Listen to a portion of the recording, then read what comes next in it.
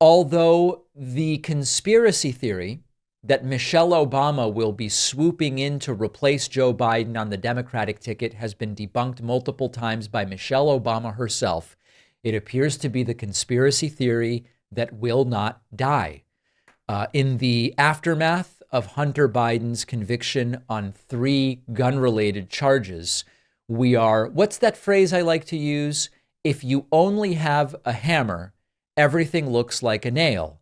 And for a number of different Republicans, including Republican Congressman Andy Ogles, Hunter Biden's conviction is a sign that this is putting us on the path for Michelle Obama to replace Joe Biden on the Democratic ticket.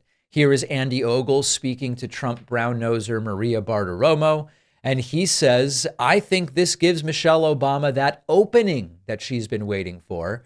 And Maria Bartiromo says, yes, she agrees with this idea. Court. And that being said, I think it also creates an opening for Democrats to slip someone like Michelle Obama in here. The Biden family can say, hey, we're going to take care of our house, we're going to take care of our son, and then allow Michelle Obama to come in and run. Because, again, Joe Biden can't win this election, and they know that, and they are desperate for another candidate. I got to tell you, I am increasingly thinking that Joe Biden withdraws from this race by the time November 5th comes along.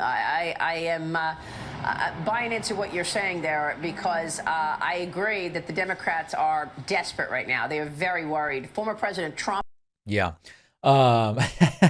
She's increasingly convinced, but she's been spreading this stuff for over a year. So in general, the idea that Biden simply can't make it to the election, that's been going on since 2020. And of course, so far, he's defied those predictions. But importantly, this is not something where we are left to wonder, does Michelle Obama want to run?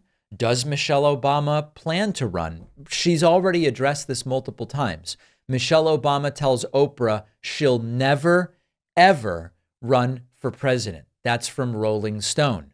We also have, that's 2023. We also have Michelle Obama just a few months ago. Michelle Obama's office says the former first lady will not be running for president in 2024.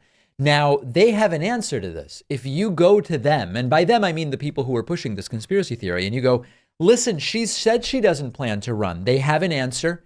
Vivek Ramaswamy gave me the answer when he was a guest on this program. And he says it's not that she plans to do it.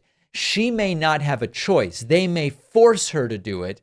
Here's Vivek Ramaswamy on my program just a few months ago explaining. Some sort of implicit or explicit agreement is ridiculous, and there is none. Couple quick things, hopefully, in the last few minutes we have. You mentioned at the end of the debate last week that you don't think Joe Biden ultimately will be the nominee. And you mentioned Michelle Obama as someone that may be put up there by Democrats. She has said definitively she is not going to run for president. Not like maybe, not I haven't thought about it, just I'm not running for president. Do you not believe that? Do you know anything we don't? No, I mean, I believe that she doesn't want to run for president. I think that much is clear. I'm not sure that it's her choice, and I'm not sure that it's Biden's choice. I mean, really, I think that there's a managerial machine that decides who's going to be churned out. It's not one person, it's a system. And I think it goes back to the way the government's run. I think the people who... So then here he gets into deep state stuff, and I kind of pressed him and said, check out the interview. It is interesting. I said, can you name even one person who's supposedly running this? And the one name he was able to come up with is people like Susan Rice. But the point here is, even when you confront these Republicans with the reality that Michelle Obama has said, not once and not offhandedly, but has both said during interviews and her office has published official statements saying she is not running for president. She's not running for president in 2024. She has no intention of ever running for president of the United States. Vivek and others who believe in this idea say it's not up to her. She doesn't want to run. It may not be up to her. The people who are, quote, truly in charge are the ones who ultimately may decide. Now, why is it so interesting to them to make Michelle Obama the subject of this conspiracy theory? I actually don't know. I can speculate and I'll give you a few ideas, but I want to hear from you. Why do they insist that it is Michelle Obama? Is it because they like the idea of a political dynasty in another Obama in order to foment the idea that this is all power held by a few families, which of course is something we've actually seen on the Republican side because multiple Bushes have been presidents. The entire Trump family is a sort of cronyistic, nepotistic entity. I don't know. Maybe they like the idea of saying it's the evil Obama dynasty. It's a family dynasty. Is it something about Michelle Obama's race and gender that they like the idea that no matter what it is that Democratic voters have voted for, the elites of the Democratic Party plan to inject like bleach a black woman because she meets the demographic criteria that the elites are pushing? I'm just speculating here. I don't know why they're obsessed with the idea of Michelle Obama swooping in and replacing Joe Biden. I am not a betting man. If I were to bet, my money continues to be Michelle Obama does not run.